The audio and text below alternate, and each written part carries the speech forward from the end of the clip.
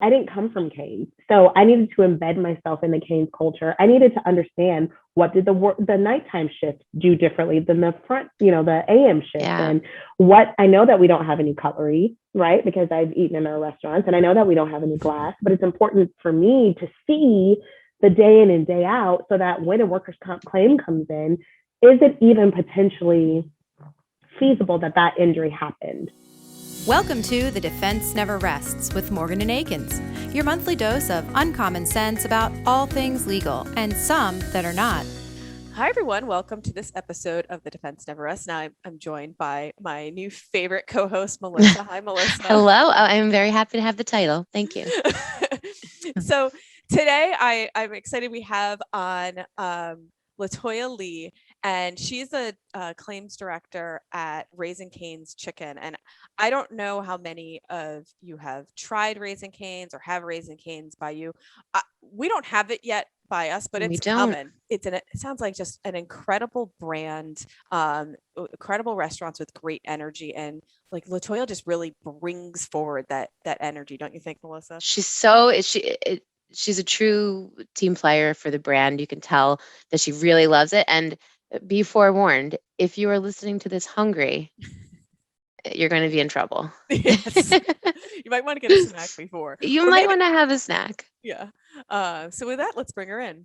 Good morning, LaToya. Thank you so much for joining us on the Defense Never Rests. How are you? I'm good this morning. How are you, Megan? I'm good. It is an unseasonably cold day in southern New Jersey. I'm not liking it. I don't know. Melissa, what's it up for you? It's horrible. Yeah. It's horrible. It's yeah.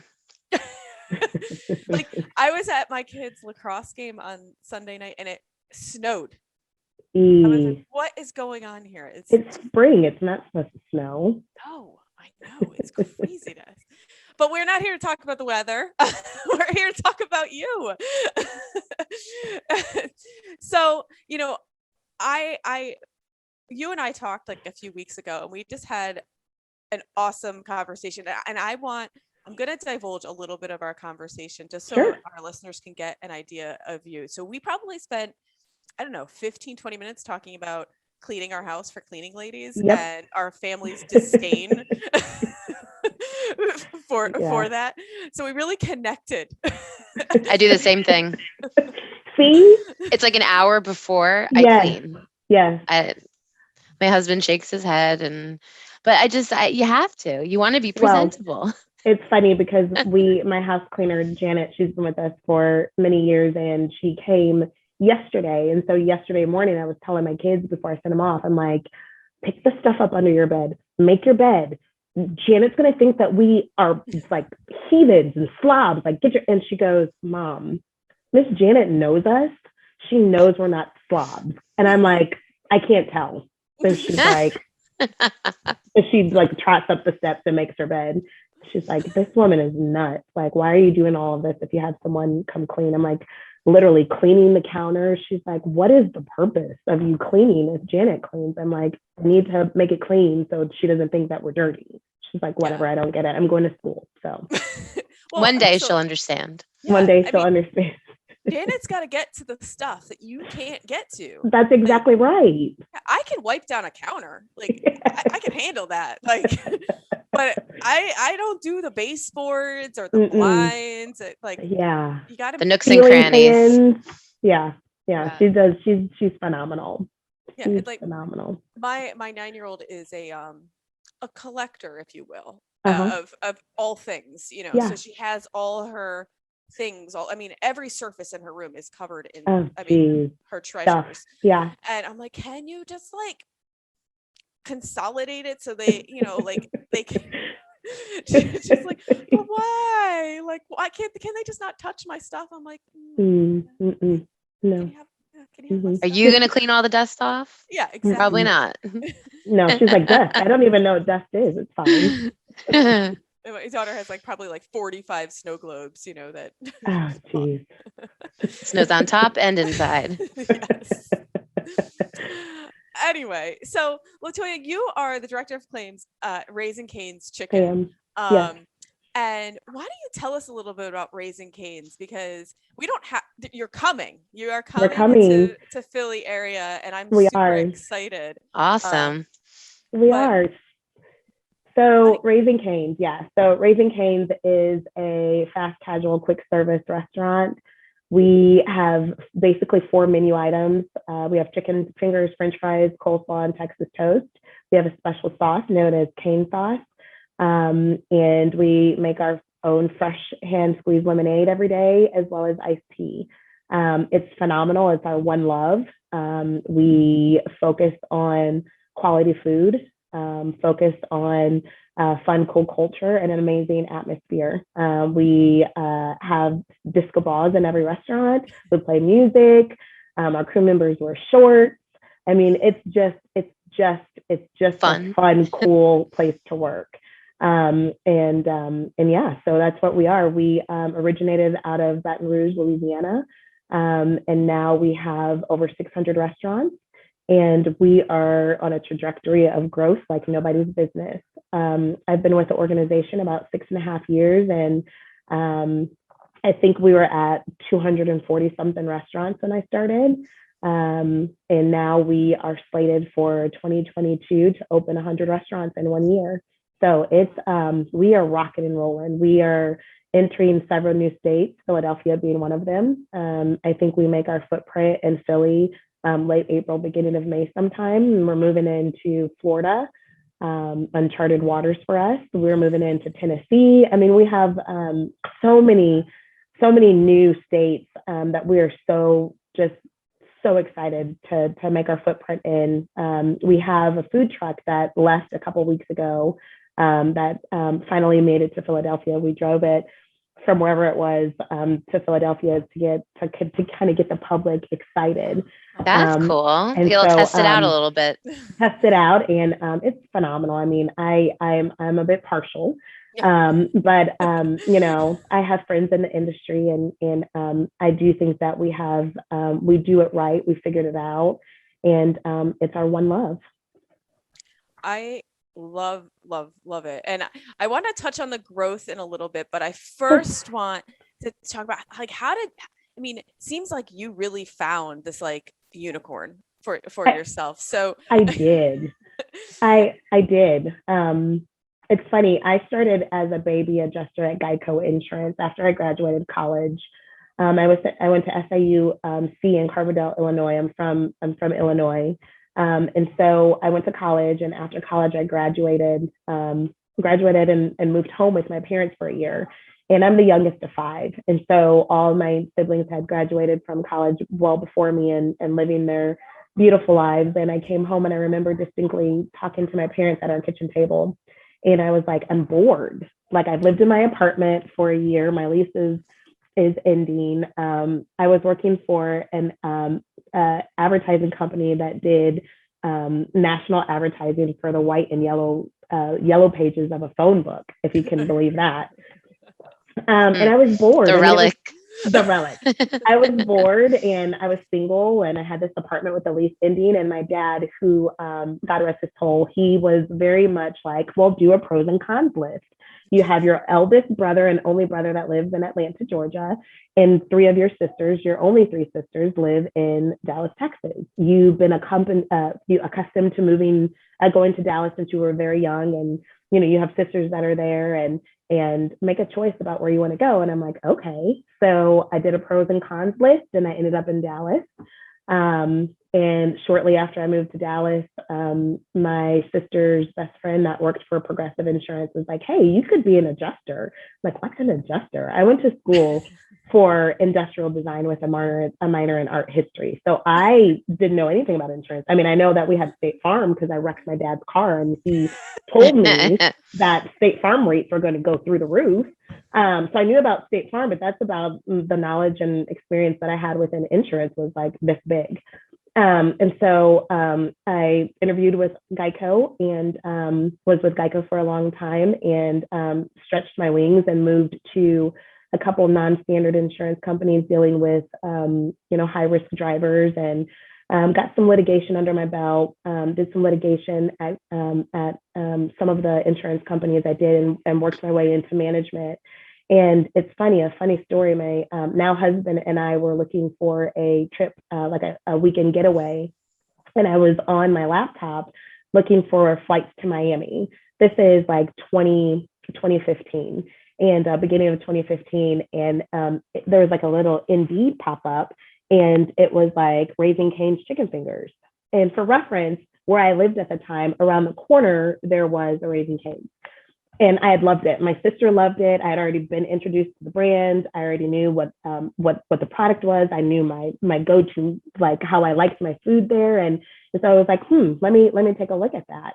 And I clicked on it, and it was for a claims manager position at the restaurant support office in Plano. And I was like, okay, I live in Carrollton. Plano is like 10 minutes away. Like, what are they looking for a claims manager?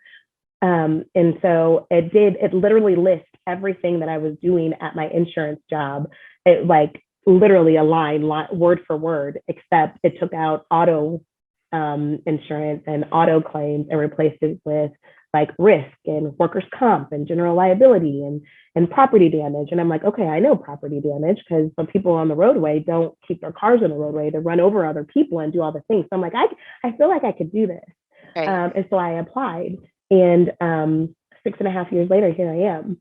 Yeah. That's And, amazing.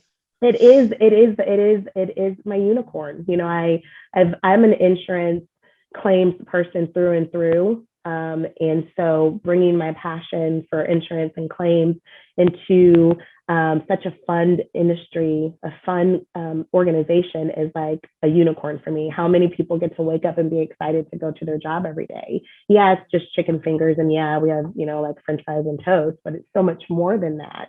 And so I'm very blessed to say that I love what I do, and I love the story on how I got here. So, and I mean, there is something to be said about a simple menu. You know, you don't need to have, you don't need to have a giant, I won't say the name, but there's a certain restaurant that the menu is a book. Yes. And I like said restaurant. I do too. I went there recently. It is delicious. Yes. I hadn't been in some time.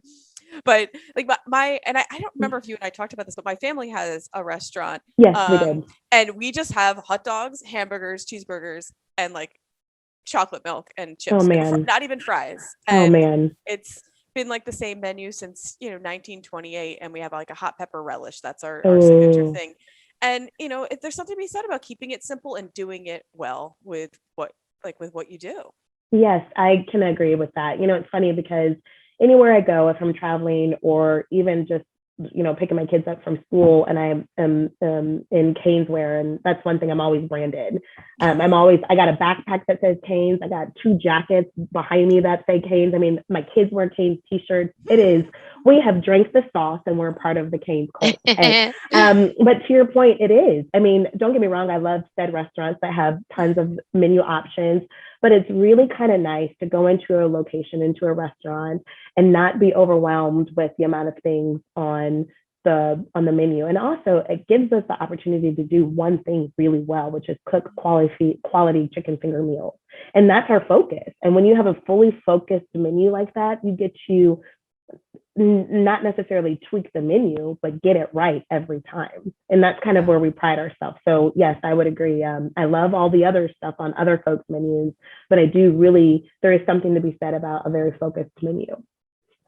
And I mean, I haven't had the opportunity to try it yet, but if anyone there brings forward the energy that you bring forward, I think I understand the success, I thank you. And it's fun. It's a fun atmosphere. I got right outside my office here, I got one of my claims folks on a scooter. We play music here. We have disco balls here, and we even pride ourselves on saying that we're not a corporate office. It is the restaurant support office. So every soul in this building and the Baton Rouge location, we are here to support our restaurants. We're here to support our restaurant operators. I mean, we are an operations focused organization. And if our operators are having fun, we are having fun supporting them when they have fun. And so it's just a natural energy. I came from insurance where it's very stuffy and it's grays and blacks and beiges, and there might be a little pop of color if someone has like a flower thing on their desk. But here I'm like, oh my gosh, I have like all of the colors in all of my clothes, right? And my chairs are red, and there's red on the building, and there's red in the office, and you got spinning disco balls, and you can't just you just feel the energy when you walk into our restaurant. You feel the energy when you come into the support office, and it gives you have no choice but to be happy and exude fun. So I think it's a lot to do with, it's everything to do with the brand itself and the folks we hire. I mean, we wouldn't be where we are and wouldn't be who we are if we didn't have a fun, cool founder that created this incredible workplace, but also to the crew members that do it every day, and they do it with a smile. I mean, I don't know about you, but I grew up in the kitchen with my grandmother, and she always said, your food tastes better when you're smiling. And it does. I mean, I can tell the difference when I make spaghetti and I'm like rushing, and it's like I missed a couple of ingredients and I'm like, whatever, they'll be fine. But when I'm smiling and happy making spaghetti, it's right on point. I mean, it is. Yeah. Fantastic. And you had fun doing it. And I had fun doing it. Right. Yeah.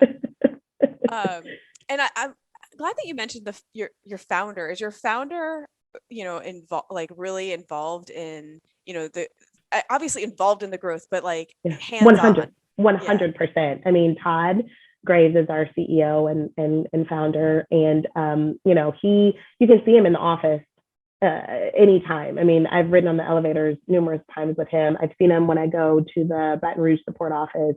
He is in the thick of it. He is a fry cook cashier, and you can't really see it because my sleeve is rolled, but it says fry cook cashier. And every person that works within this organization has to become a fry cook cashier. You spend time on onboarding when you get hired to go into the restaurants and become a fry cook cashier and really understand what the business model is, understand how we cook chicken, why we cook chicken the way that we cook it, and really humble ourselves to say, you know what, me at the restaurant support office, I kind of manage claims and insurance and do all this other stuff, but I'm humbled by the fact that I get to support these incredible crew members that are fry cook cashiers day in and day out. So this is a badge of honor. Our CEO and co-CEO, they wear it. He's here. AJ Kumran is here. He's our co-CEO, and he's phenomenal. And we had a department chat yesterday, and he's talking about how he's so happy and humbled to see smiling faces. And so it's one of these that we are privately held, and with being privately held, we get to do a lot of fun things. But it starts from the top with anything. It doesn't matter what organization you're with. Yeah. If there's having fun at the top, and they are involved at the top, and they understand the culture and the need for experience and how that falls in line with growth, then it's going to trickle down. So everyone within that path will feel how the co-CEOs feel. So yes, we have very involved founder, and I wouldn't want it any other way. I wouldn't want it anyway either. I want to come work for you. Come on. We need a disco ball. Yes. At least in our home offices. I mean, there's no reason why we can't make that happen. I think Seriously. I have one down in the basement. My husband, I think, had one from like a party pre-made. My kids saw it. It's in like the, we have the Christmas cabin under, the Christmas closet, and it's in there. So maybe I need to break it out. They're like, what is this? Why does this thing spin? What does this mean? It's like a mirrored ball. You're like, have you heard of John Travolta? And the answer is no, they haven't. There you go. No, they have not. Like, definitely not. Like, I digress, but we always watch Dancing with the Stars, and there was like the Grease episode, and my kids were like, what are these songs? I think my younger one, who's 7, was like, this song stinks. Yeah. Oh no. And you're like, I don't know what's happening. What a sin. That's Grease how my is the kids best. were with the Super Bowl, with their Super Bowl this year. Like the music, and my husband and I are in our element. Like, we grew up listening to Snoop Dogg, and and they were like, okay, wait, who is this? And who is Eminem? And so my kids are like pondering, like looking at the TV, and I'm like dancing and singing along. And they're like, you are crazy, lady, because we have never heard of anyone. I mean, they've heard of like Mary J. Blige because she's like on Spotify. So they might hear a song or two, and they, but they're not with it. And I'm like, God, I'm so old. Like, what happened? I know. It hurts. It stings a little. It stings does. a little. Oh, It man. does. I'm gonna deny it until I die. See, I'm with you, sister. I'm with you. But my kids keep reminding me of it every day. So it's kind of like in my face. Yeah, mine are like, "How old are you?" I'm like, "You know." Exactly. We don't say numbers in this house. I always am like 28. Yeah. And then they tell me. I'm like, "Thanks." Mm-hmm. Yeah, Thank you thanks for the correcting. Yeah. So you've been there for 6 years, and during that time, you've seen this growth that's going. So how has your role kind of changed and evolved with this, high growth that Canes is going through? Interesting. So when I first started, we had like 248 something restaurants. And so the amount of incidents that come in was steady, but it was a lot less than it was now. And with growth brings more customers, more crew members, more injuries, more incidents in and out of the property. So just the amount of folks, the amount of traffic that's in and out of our restaurants, all in itself increases the amount of incidents and claims that happen at any location. Yeah. So if we're just talking specific to incidents and claims, it's tripled. I mean, at least from when I started to where we are now. And that's not for like, not because we don't have good safety procedures in place. It's just the amount of foot traffic we get, the amount of traffic through our drive-through. More exposure. More exposure across the board, right? Across the board. And so as growth continues to go up, so does all of the other things. The demand for more chicken fingers and the demand for more French fries, the demand for more customers through drive-through, the demand for opening up our lobbies and getting more foot traffic in our lobbies. I mean, it's just growth is amazing. And I always like to say that I got in at the ground floor. And I'm like kind of riding this elevator and there's no ceiling. That's kind of like incidents and claims, right? It's like I got in at the ground floor and now I'm like on the 400,000th floor, and I'm like, what's happening? When does the elevator stop? And it's just like keep going. But no, so it's just everything is increased. Everything is increased, and we, for me particularly, learned a lot. When I first started, there was 2 people in our risk management department. It was the senior director of risk management, whom I report to, and it was my counterpart, the risk analyst. And now, over the course of 6.5 years, there's 7 of us. We're very specialized, very fortunate organization that they understand the roles of risk management. They understand what we do for the business. We have their buy-in, we have their support. And so we have security and loss prevention folks, 2 of them to be specific, that manage the loss prevention security things. And then we have my 3 folks that are in the claims department.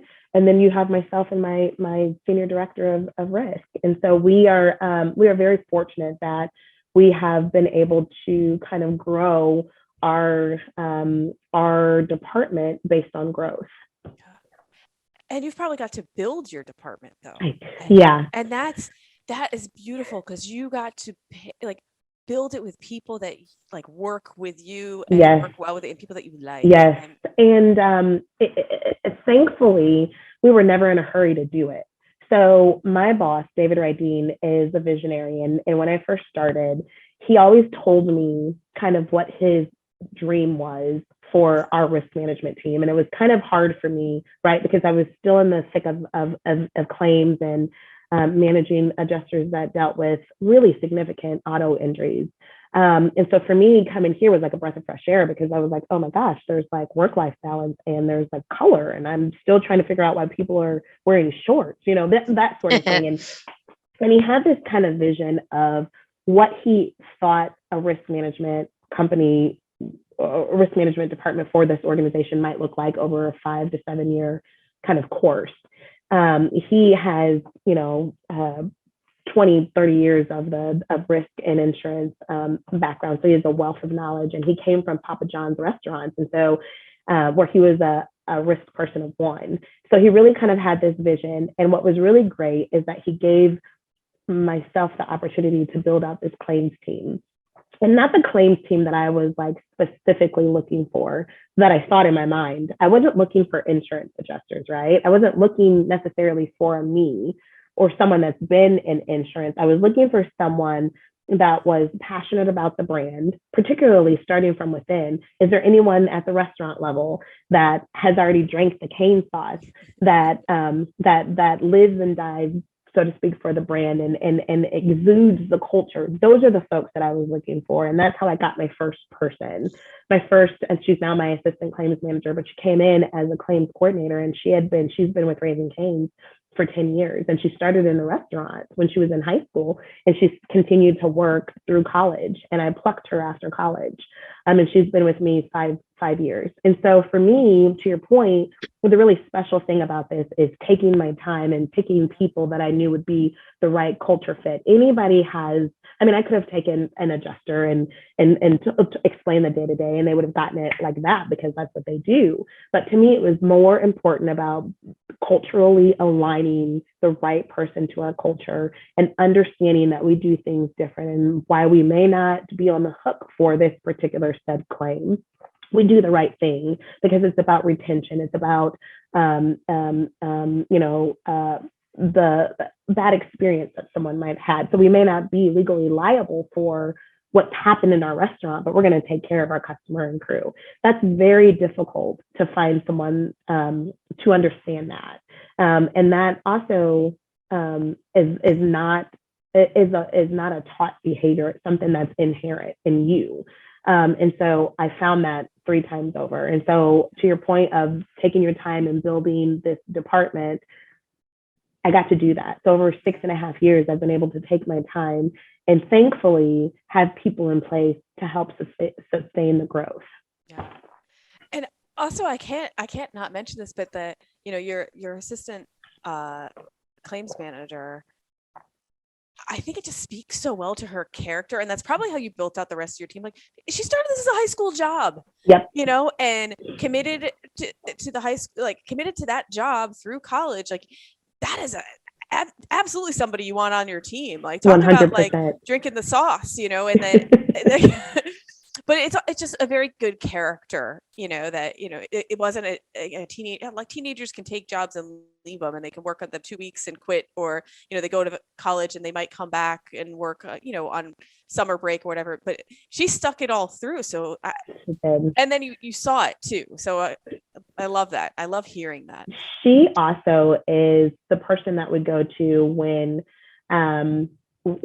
something comes in, either from the loss prevention security side or from an insurance or incident claims perspective. We go to court and we're like, court, is this possible? When you worked at the restaurants, is this possible? Or why would someone use this versus this? Why would they use this particular container versus this container? And she's a wealth of knowledge. Every year every person at the restaurant support office goes back to do recertification to recertify as a fried cook cashier. And it was once a year, and you would spend 2 days in the restaurant, and you would kind of recertify for your badge of honor. And every year she's like, everyone else at the restaurant support office, for the most part, will need a bit of encouragement. We get very nervous. I get very nervous about, I don't want to mess anything up. These crew members are so amazing, and they run circles around me, and I'm like, I don't want to mess up. And she's like, she needs no kind of backing. She gets in there. She's on the POS system, and she is rocking and rolling. And I'm like, where is the chicken finger button? And so she, to your point, she lives and breathes Raising Cane's. And it's just, she is such a wealth of knowledge. To hear her talk about how Raising Cane's, how she embodies Raising Cane's and what it means to her to work here, and starting out so young, and now, seeing her grow through getting her first house and getting married, and she's just all of the things. It's just so incredible. So she all in herself is just this amazing story. Then I bring on 2 other folks who also have amazing stories, and so I'm like, I feel very fortunate that I got to slow hire and have this dynamic team, and just kind of wait for the growth to happen. And I didn't have to rush and go out and find someone just because we were so overwhelmed. and just bring on anyone. So yeah. And I think that's such a good point though too, because I think a lot of companies, and I'm generalizing, but a lot of companies, when they go through quick growth, they're like, they jump on staffing almost too fast and sometimes overstaffed to the point that then, I mean, growth happens and then it plateaus.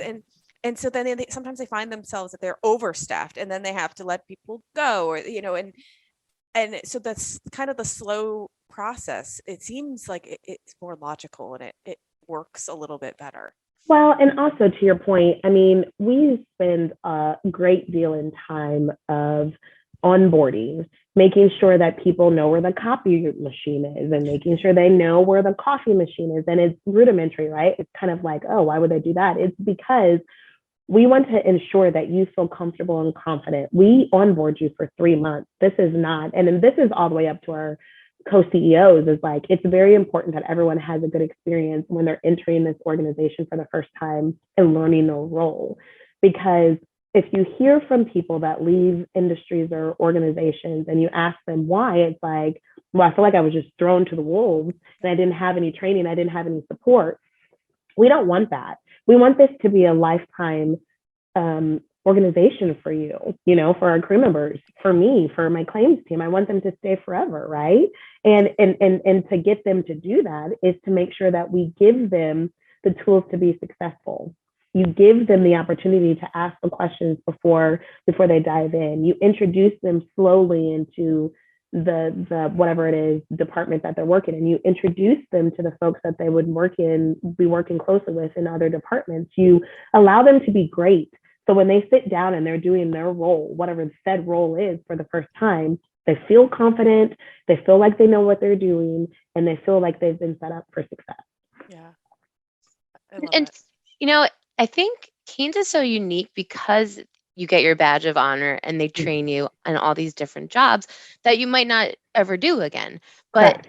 The fact that you've had like in-store training, you sort of know the nitty-gritty, does that help you actually navigate claims, like particularly the workers' comp claims? Because like you've been there, you know what they do, like you know what the deal is. Like talk about that. That as an attorney who works on workers' comp claims, that seems so invaluable. Because half the time you have no idea.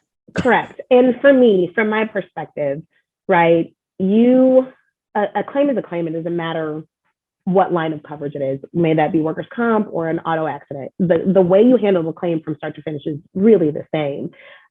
What's different and unique about it is the claim details. And from a workers' comp perspective here at Raising Cane's, it is important to me that I didn't come from Cane's. So I needed to embed myself in the Cane's culture. I needed to understand what did the nighttime shift do differently than the front, the AM shift. Yeah. And what I know that we don't have any cutlery, right? Because I've eaten in our restaurants and I know that we don't have any glass, but it's important for me to see the day in and day out so that when a workers' comp claim comes in, is it even potentially feasible that injury happened, right? And taking it a step further, not just for me and my claims team, for those that didn't come from Raising Cane's, that came from outside organizations, it's the same thing for our vendors and our attorney partners.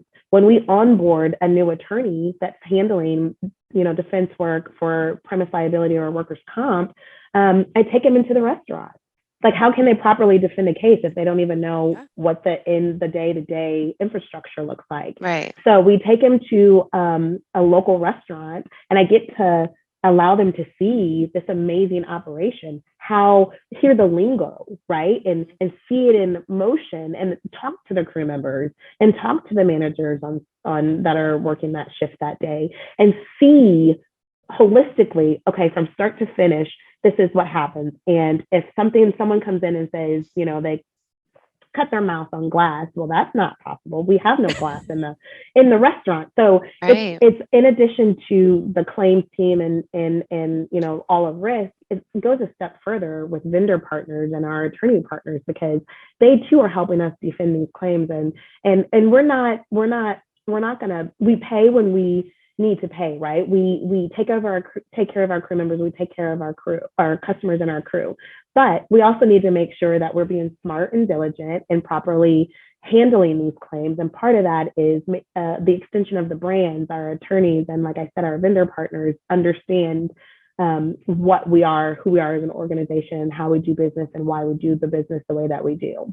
To that point, though, that I think that is so important, like from an attorney standpoint, that the site visits and having your boots on the ground for any client, for any sort of incident that may happen. It's so valuable.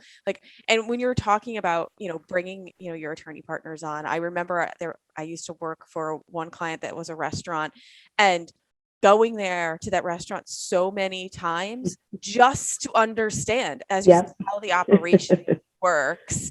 And, and it was not, the location wasn't that far from my office. So the partner I was working for at the time, I didn't understand. I was a green attorney. I just started, and she's like, "Oh, we're going to go over there today for lunch." And I was like, "Okay, cool." But but it was part of the process for us to see how everything operated there, down to okay, walk through the revolving door. Okay, now leave the restaurant and go. Yeah. Now they have to go. And I was like, why are we doing all this? But it makes so much sense. And anytime we had a case with them, I understood no, that isn't over there. They Right. wouldn't have fallen on that. I've been there 100 times now. I understand how the operation goes. To your point, yes. I mean, everything. We had a case in Louisiana, and my defense attorney had known and loved the brand because he went to LSU and was from Louisiana. So he already knew the brand. But when we brought him on and vetted him and spent some time with him, many years later, we had a premise liability case, and it was regarding the legs on the table. And it was really funny because when the petition came in, the case was litigated when the petition came in, and he's reading through and he's kind of looking at all of the document information in the petition. He calls me and he goes, "LT," which is what everyone calls me. He goes, "Hey, LT." He's like, "I got this litigation," and he's going and he's talking, and he's like, "They're talking about the tables," and he goes, "Y'all don't even have that type of table." And so, to your point, the whole vetting process and understanding what's in our dining rooms and what's in our in the back of the kitchen, in the kitchen, back of house, and all of that has helped our attorneys understand who we are as an organization and what types of things are in our restaurants and what types of things are not in our restaurants. There's been several times where litigation's been filed for Raising Cane's, and it turns out that it didn't even happen at Raising Cane's, so that sort of thing. But it helps when you have folks on your team, extension of the brand, that knows your brand and knows your restaurants and can say without a shadow of a doubt, "Nope, that didn't happen. It didn't happen there." Right. Not a lot of vegetarian attorneys, I guess, defending you. Yes, vegetarians, because they eat our toast with the sauce. They eat our french fries, they eat our coleslaw. Very true. Stuff for you. All inclusive. All inclusive. Oh, this is probably maybe a really good podcast to film right before lunch, because I'm starving now. See? And now you get to go find something to eat that's not Cane's, and then you can think about us coming to Philly. Well, I'm thinking about, is your truck in Philly now? Can I go drive there? It's only 12 miles away. It is in Philly, in fact. I don't know exactly where it is, but the food truck is in Philadelphia somewhere. Very true. So I'm curious though. So you came on really at the starting floor of this crazy explosion, but you also came on coming from, I would want to say, a traditional big box insurance claim, or a company handling those types of claims. So, but now you walk in as things are expanding, you're building new properties, so how was that adjustment now? Because you're probably seeing claims that maybe rise out of construction. So now you're looking at, contracts between GCs and subs and trying so, how did you navigate that learning curve? Well, working very closely with our real estate and construction team. That was new to me. And when I first started, we had one attorney. And, all these years later, we have a real estate attorney and we have this attorney and we have a corporate counsel for employment, that sort of thing. And so really navigating as a baby risk person or new Canes crew member was utilizing the resources that were at my disposal, which was help me to understand from our facilities department, the folks that manage the ins and outs of the restaurant, and from the real estate department that picks these plots, and the construction team that actually has the team of folks that are building these restaurants. Help me to understand what our contracts say. Help me to understand where is the border of our restaurants, because that's really what you're seeing now is something's happening during construction, and we really need to even confirm if it's our property. We have standalone restaurants, brick and mortars, but we also have restaurants that are in the same parking lot with other businesses. And so is this our property line or is this not our property line? And so really trying to understand kind of the ins and out of real estate and construction. And now I feel like I know all things construction, not that I can go build my old house, but I feel like I've been very fortunate to build those relationships due to the slow onboarding process and being given the opportunity to meet with folks that I potentially would meet later in my future, which is now, and building those relationships so I can say, hey, Romo, help me with this, or hey, Scott, or hey, Bruce, or whomever, help me understand what this contract says, and was there a contract in place? And now that we're, no longer a mom and pop shop, what does it say now? And walking down to one of our incredible attorneys and saying, can you help me digest this contract? And what does this say?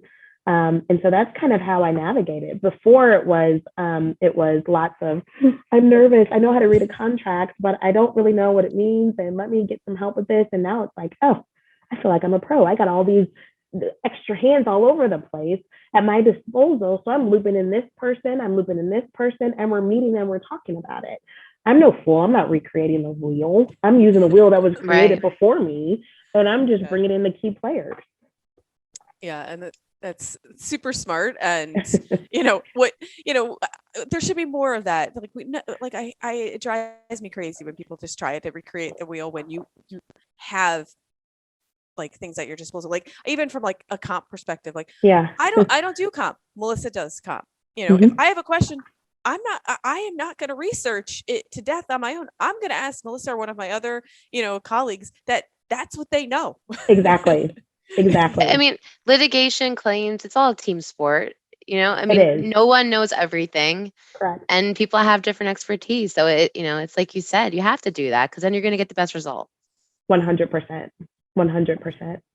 So also with this great growth and expansion though, and you're expanding into different states and jurisdictions. So how has that been for you? Because it is a wild, wild world out there, and and they're all different, and all the rules are very different, and different deadlines, the things that keep you up at night. Yes, expansion and growth into new entry states. That is one of the stages that keep me up at night. It's interesting. A lot of folks always ask me, what keeps you up at night? And I'm like, besides my 15-month-old pandemic twins. Wow. Yeah. No, in all honesty, what keeps me up at night is I always want to be ahead of the curve. I always feel like risk management all in itself is a very reactionary position to be in. Claims, obviously, just by nature and the name of it, is a very reactionary position to be in. And so doing my research, vetting attorneys, we are part of a distribution within the organization where we are kind of alerted early when we're going into a new state.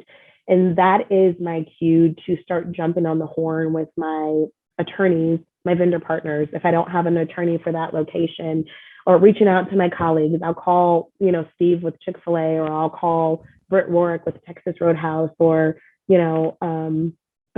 Jonathan with Main Event, and they say, hey, we're moving into this state at the end of the year or next year, and I don't have an attorney. Who do you use? Who do you trust?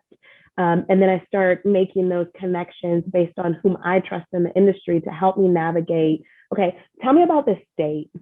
what do I need to know? What do I don't need to know? Is it very litigious? Is it an employee friendly state?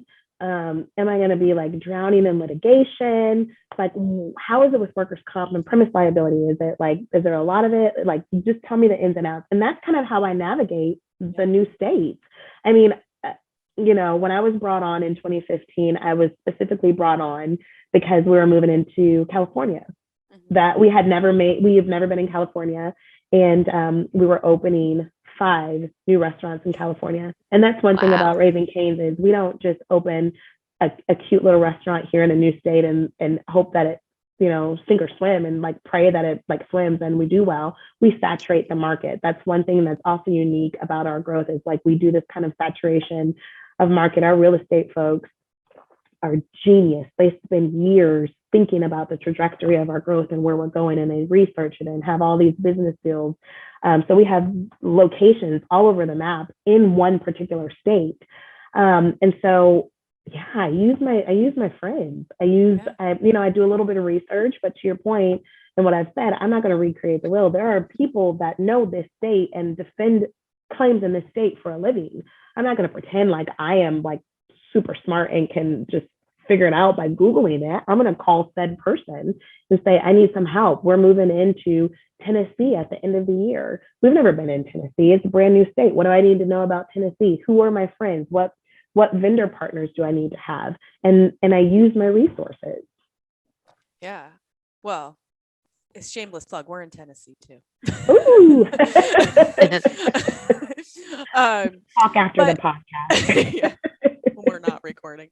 But what stood out during that, outside of you using your resources of your friends, but you mentioned competitors, but they're not. I mean, sure, they're competitors, but they're your friends, like you're allies. Yeah. They're already where you're moving, so might as well use it. And I love that, because before I almost mentioned one of those chicken restaurants, and I was like, oh, I just won't. But I love that you brought it up, because I was like, yeah, I could see them being a competitor, but the fact that it doesn't even seem like you look at them as a competitor. Like, we could both be here. We have different models. There's enough space for everyone to play. Yeah. There's enough chicken lovers out there for everyone. There's enough chicken lovers out there, and we both ourselves and we do it really well, I think. And yes, I am personal friends with a lot of folks that folks would be like, oh my gosh, you like hang out with like the folks from like In-N-Out and like, that sort of thing. It's like, yeah, I have personal relationships. Risk management in the restaurant retail industry is very small. And although there's lots of restaurants in this space, we all run in the same circle. And so what I learned a long time ago is you meet individuals at certain times in your life, and those relationships are developed either for the moment or for a lifetime. And I've been very fortunate enough to meet folks as a new person in risk 6 years ago that have guided my career, that have given me countless opportunities, and have met and introduced me to several people, several different vendors and attorneys that have really set Raising Cane's set our bar very high. And so I use those folks when I need them. And it's not just who do you use for this particular state, but it's like, hey, I am like drowning in this particular area of my job, and I'm like knee deep in some stuff. Have you been there too? And we have very candid relationships, very candid conversations. And it is not, well, I'm not gonna talk to you because you're our competitor. No, we are friends in this industry. We see each other at conferences, we hug, we talk on the phone, we email. And so, yeah, I'm like, folks may think that we're competitors, and from a business perspective, yeah, we might be, but we all play and run in the same circle. Yeah, I just love hearing that. And it is a good point though, like, you're doing similar jobs in a similar space, so might as well use your resources. Correct. Correct. Like, you're not in a smear campaign. This isn't politics. No, not at all. and for me, I feel kind of like, oh, like so and so is reaching out to me because they think so highly of our brand. Yeah. I'm not thinking, oh, they're a competitor, like trying to like get the, secret recipe ingredients for our sauce. No, Yeah. they're legitimately like, hey, you guys are doing this really well. And what did you do? And I'm like, I'm going to repeat the same thing when I see you guys doing something. Not that they're not doing everything well, but in a particular area, if you're doing something and I'm like failing behind, I'm going to pick up the phone and say, oh my gosh, remember when we talked like a month ago and you're like, oh, this, that, and that. I'm like, yeah, I'm there. What did you do? How did you do it? That sort of thing. And so it's just, it's nice to build relationships just because you work for a really awesome company. And I mean, I think it's true to some extent in like the legal industry too. Like I have no problem calling like other plaintiffs' attorneys and picking their brain about, a case I may have and get their viewpoint on it. Like, how would you look at this? Or what would your arguments be? And because, we're not like enemies here. Like, right. It doesn't make you like weaker. It makes you a better attorney because you're getting actual insight from someone. It seems like you always do better when you reach out, for help when you're stuck on something. It's never a bad idea. I also think, I feel smarter when I talk to smart folks, and I feel like, I'm getting like pull it all into my brain. Like you're speaking, I'm absorbing it through osmosis, like right now. You know what I mean? Like I feel like when you hang with cool people, you feel kind of cool. And so for me, when I hang with folks that know their craft and really understand, work comp and GL and property and like all of these different things, and I may not feel so confident in this particular area, when I get to talk to them and spend time with them and pick their brain, I start to build my confidence up, and it makes me a better crew member for that. And then I'm just going to share the wealth with my team and different folks in the industry if they ask me, and I'll be like, oh, I got that from so and so, and this is the conversation we had, because it's not off limits. I'm all about sharing and putting all of my folks on a pedestal on a platform so that they can grow too. I'm not stifling anyone's growth. I'm trying to expand their growth so that everyone can be experts, subject matter experts in what they do. So during your tenure there, have there been any claims that stand out in your mind as like ridiculous, or ones that you're like, you'll never forget? And if you're able to share that. Yes, I have one right now where right before 3 minutes before our call, my defense attorney in California was like, you want me to settle this claim? LT, this is ridiculous. That was literally the conversation we had. And yes, I have one claim that is outstanding. It's my oldest claim from 2017 that is still out here, and it is still like keeping me up at night. So every time I get an email from my attorney and it says this person's name, I'm like melting in my soul, because I'm like, how is this claim still open? So yes, the details are that it was a pretty easy claim in a employee friendly state. And the said employee got an attorney. And it went from there. And I had hoped that the culture would save us, because I do think we have such a phenomenal low claims count because of our culture and because of who we are and how we take care of our crew members and customers. This one particular claim, it did not save us. And so the reason why I bring it up is not because of dollars or any of that. It's because I feel personally responsible, because I feel like the claim did get so big because there was something that he or she was uncomfortable with happening at the organization from the restaurant level. And that makes me sad, because we take care of our crew members through and through, and I felt like this one, maybe something went haywire. I'm constantly doing self-reflection when I can't get something resolved. I take it personally because I'm like, we take care of our crew here in our organization. That's what we're built on, is taking care of our crew and having this really great culture. And when something slips off the rails, you take it personal. And at the end of the day, no matter if it was a former crew member or a current crew member or a customer or anything like that, I want someone to walk away not feeling defeated, but feeling that they were really taken care of, no matter the end result of anything. And so that's my hope here when I'm talking to my attorney. I'm like, I want this person to feel like they have been taken care of. Because this is not about claims dollars. This is not about any of that. This is about this person's life has been impacted since 2017. And I want this claim to be settled because I want this particular person to get on with their lives. I want this to be the past, and I want them to, move on into the future. So that's the one claim I think about. Well, and it's a very, I don't know if holistic is the approach, but it's like I guess it just embraces your whole brand, and your brand is running true through to your approach on claims. Yes. And yes, and it's also not to say that like, oh yeah, we're going to pay you no matter what, but it's you taking care of your people who come in and the people who work for you. Correct. Yeah. 100%. Value them. We do. We want you to come back. If you had a bad experience, let us make that experience right. How do you grow your business? With customers that come back to your business.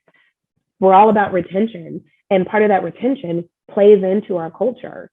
If you have a really great experience and it's a fun, cool culture, and it's family oriented, and you feel like you can bring your kids or grandparents or parents trust their kids to come to our restaurants after high school games or little league games, we want that to be felt from every aspect of the business to up and through claims.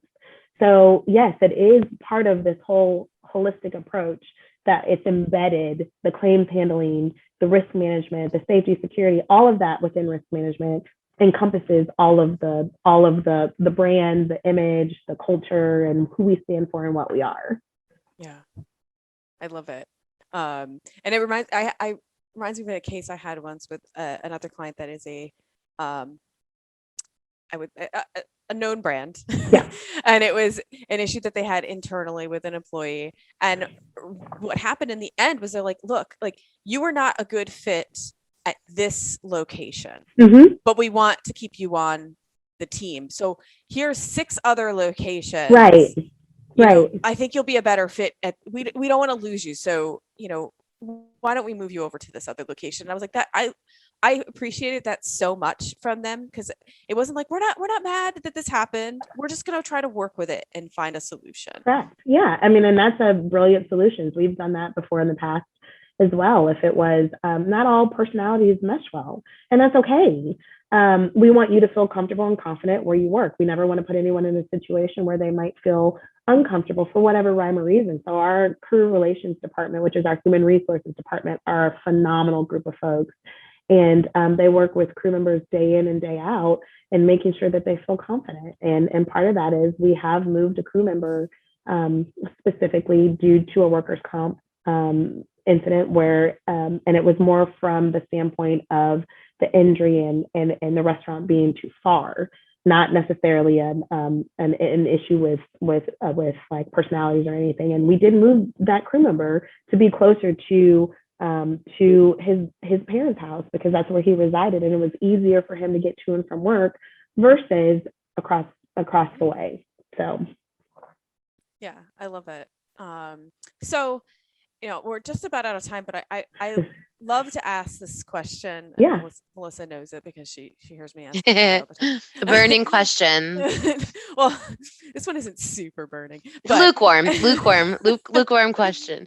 If you were to go back to, your younger self, when you're sitting at that table with your dad, making your pros and con list, and you're bored, like what advice would you give to your younger self and then that you wish you had? Trust your instinct. Trust your instinct. That's what I would tell myself. I've always been confident in my ability to do certain things, but I've not always trusted myself to do said things. And I would tell myself, trust your instinct. Step out on faith and trust your instinct. That's great. Yeah, So true. That's really good advice. And sometimes hard to always follow, but I think it also works in life now too. Like if you have an instinct about a case or a claim, and you're like, this doesn't smell right, or you're probably right. Yeah. Very true. And and the other thing I just wanted to touch on too, because we had talked before we started recording about, you and Melissa share this love for true crime. Yes. So, not true crime, period. True crime podcasts, not just in general. No, not just committing true crimes. We're not just committing true crimes. But do you have a favorite? Right now I'm listening to Helen Gone. I listened to season 1, 2, and 3 quite a few times, and season 4 just came out, and it's part of the true crime kind of podcast, but it's called Helen Gone. And it is, every season is different, but they talk about murders that have taken place in the past. And season 4 this time is about a young lady that disappeared a few years ago in Arkansas, and how because she was young, 18, and experimented with drugs in the past, and kind of was living this wild, free life, why no one really took it seriously that she was missing. I think a couple years ago, or a year or two ago, her body actually ended up being found. So I'm listening to this podcast thinking about what I would do if I was like a detective, and because I know it all about all podcasts regarding true crime, what I wouldn't do and how seriously I would take it immediately. But I just love it. It's so it's relaxing to me, and it's really kind of fun to hear ins and outs of the investigative piece. And these journalists that are kind of on these podcasts are so smart, and it's just intriguing to me. So true crime podcast is where it's at. Awesome. Through and through. The best. Yeah. See, my extent. Well, I did listen to Serial. I like the first Serial. Serial was good. Yes. Serial was great. Yes, Serial was good. I didn't get into the second one. The first one I remember I was listening to when I was on like maternity leave. Every time I'd like walk my kid, I would listen to it. Yes. My husband doesn't understand my love for it, and he's kind of like, should I be concerned? There's lots of murders going on, and I'm like, it soothes my soul. He's like, yeah, still concerning. In fact, a little bit more concerning. when you start taking notes, that's when he needs to hide your headphones. And I haven't taken a single note. Only then he's good. There you go. You know better. You can't take notes. You can't leave a trail. Exactly. Come on now. Melissa, does your husband understand too, or is he on the board with you? No, it's me and my sister. Okay. I have my true crime buddy on it. No, he's not into it. Yeah, he's if it was a sports podcast, that might be a little different. Same. See, my husband is totally into the like unsolved missing person mysteries. Ooh, like, yes. Yeah, he goes in like I think he thinks he might solve some himself. Like he digs in deep. Yeah. You never know. Tell him to get with me and Melissa, and we can totally solve it. I mean, I feel like our three brains together, it would be, without question, we would have that person arrested in no time. Yeah. It is funny because I'll bring out things like when I was watching Inventing Anna, he's like, I know all about it. Like I'm not gonna watch it. I already know everything about that. I was like, well, I hadn't even heard of it until I popped up on my Netflix. I was quoting Inventing Anna to my husband, like trying to do the accent, and he looked at me like I was insane. I said, really? You don't know the accent from Inventing Anna? Nothing. He's like, no, no. Yeah, like on TikTok, there's that one thing that she does over and over. My kids love it; they think it's hilarious. And he's like, "What on earth are you listening to over and over?" I think that's what I was quoting. That is so funny. I don't have time for this. Yeah. Yeah. Anyway, we digress. Yes. Well, I love it. I thank you so much for coming on today. I am super, super excited to try out Raising Cane's. I'm so thrilled that they're going to be in Yes. Philly. Like it's like soon. Group trip, group Morgan and Aiken's trip, Yeah. Well, lunch trip. We have a lunch coming up. So for everyone listening, why don't you they already know all about Raising Cane's, but if they want to find you or, Sure. anything about the brand, let them know. Sure. You can do raisingcanes.com to find out more information on the brand. My email address is llee@raisingcanes.com. You can also find me on LinkedIn at LaToya Lee. Thank you so much for coming on. It's just, I love talking to you. I could talk to you forever, not necessarily Total about same. legal and claim stuff, but Total same. So much fun.